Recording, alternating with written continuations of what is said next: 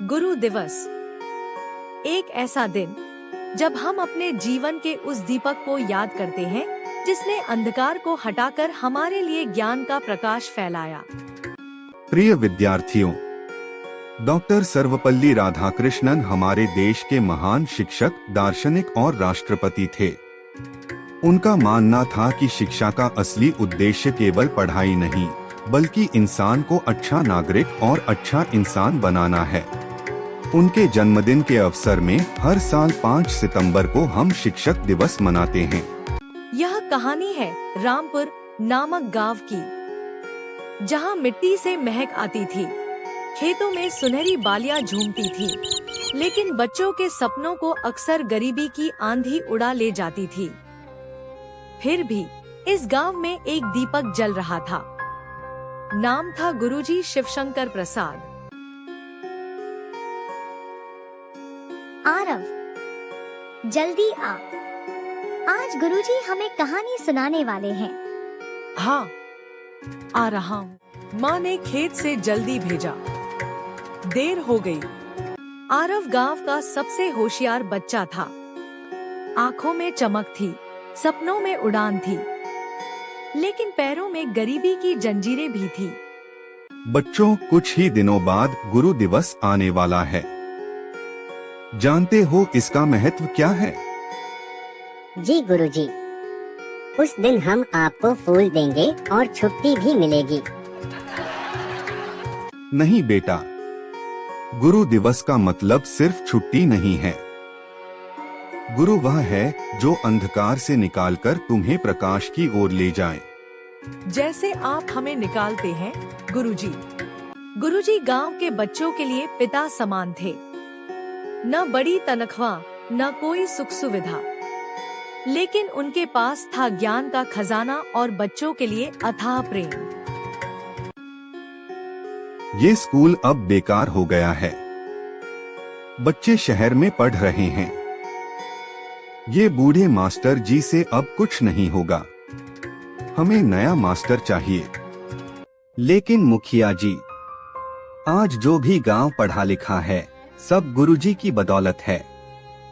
जी हाँ, मैं भी अगर हिसाब किताब करना जानता हूँ तो सिर्फ गुरुजी की वजह से। गांव की राजनीति गुरुजी की मेहनत को मिटाने में लगी थी, लेकिन बच्चों के दिलों में गुरुजी की जगह कोई नहीं ले सकता था।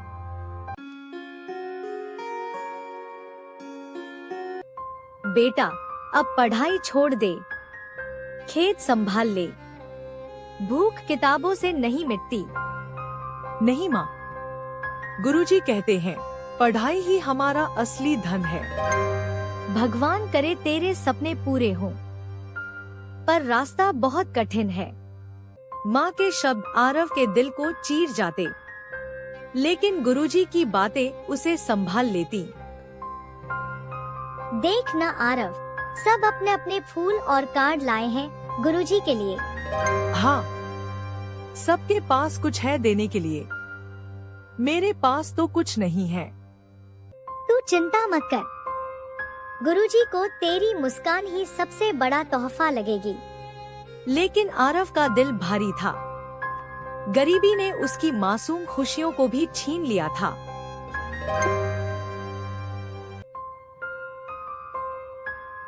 बच्चों, आज मुझे तुम सबसे एक उपहार चाहिए। वादा करो कि जो सीखोगे उसे दूसरों के काम में लगाओगे। यही सच्ची गुरु दक्षिणा है। उस दिन आरव के पास देने के लिए कुछ नहीं था, लेकिन दिल में एक वादा था। वादा कि वह अपने गुरु को कभी शर्मिंदा नहीं करेगा। समय उड़ता चला गया। आरव ने बहुत संघर्ष किया। कभी भूखा रहा, कभी किताबों के लिए पैदल चला, लेकिन उसने हार नहीं मानी। गुरुजी की बातें हर मुश्किल घड़ी में उसके कानों में गूंजती। ज्ञान ही असली धन है। आरव ने अपने संघर्ष और मेहनत से बड़ा नाम कमाया, लेकिन उसने कभी गुरुजी को नहीं भुलाया। अब मैं बुलाना चाहूंगा भारत के प्रसिद्ध वैज्ञानिक डॉक्टर आरव शर्मा को।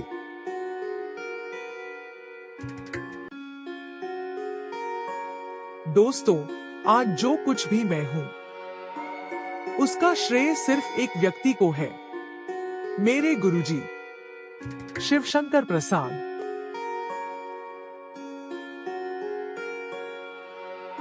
बेटा, मुझे लगा था तुम मुझे भूल गए। महाभारत काल में एक शिष्य था, एकलव्य, जिसने गुरु दक्षिणा में अपना अंगूठा अर्पित किया।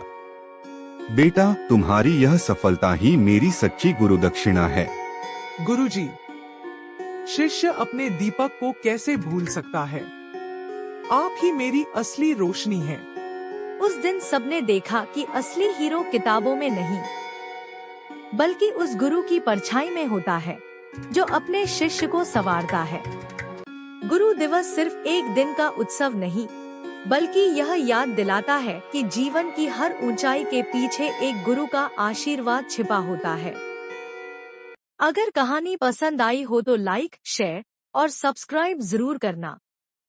Thanks for watching.